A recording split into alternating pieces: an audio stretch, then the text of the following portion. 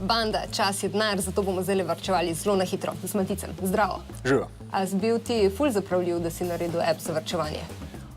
Ne vem, če sem bil jaz toliko zapravljiv, ampak ja, zdelo se mi je, da je bilo pa treba to malo bolj ured spraviti, malo bolj sistematično. Zakaj? Fajn je, da če že imamo te tehnične zmožnosti, da imamo to malo bolj pod kontrolo, bolj poznamo sebe in zakaj zapravljamo. In koliko ljudi na svetu varčuje s tvojim appom? Imamo 2,9 milijona registriranih uporabnikov po celem svetu. A pol ste v vseh državah sveta, ali kaj? Ja, v vseh državah sveta, razen Severni Koreji. Tam je edino, kjer nismo našli nobenega uporabnika, ker imajo pač zaprt internet na ven. Pa so ljudje do zdaj več privarčevali s tvojim appom ali si ti več zaslužil s tem svojim appom? Definitivno so več privarčevali, kot so mi zaslužili. Tako da, če bi mi lahko toliko zaslužili, kot so si naši uporabniki privarčevali, potem bi bilo zelo, zelo dobro. Pa ti ne več varčeval?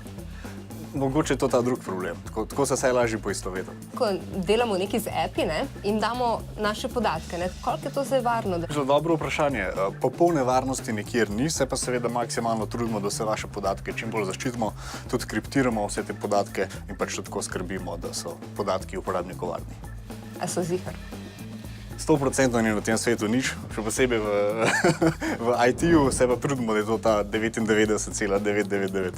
Pa veš, kje največ privarčujejo? Kar se tiče ciljev, ki si jih postavijo za varčevanje, so zelo podobni po celem svetu. Približno polovica, ki jih pride noter, sploh ne varčuje, samo sledi. Pač porabi, približno polovica si pa postavi proračun, ki je potem v povprečju nekako 80% njihovih prihodkov. Tako da skoraj povsod po svetu poskušajo privarčevati 20% svojih prihodkov, so pa kakšne regije, kjer je pa to še malo bolj. Daljni vzhod in pa jugovzhodna Azija, tam se bolj približajo 25% kot cilj. Tam so bolj šparovni. Ja. A uporabniki kdaj app pobrišejo, ko vidijo, da niso dosegli ciljev? Seveda, marsikoga jezi to, že to, da so preveč soočeni s svojo realnostjo, kaj zapravljajo in koliko. Je pa seveda tudi sploh pri ročnem sledenju treba vzpostaviti kar eno tako konkretno navado, da to skozi opisuješ in malo pregleduješ. Koliko je dohodek ljudi, ki se ponavadi odločijo za app?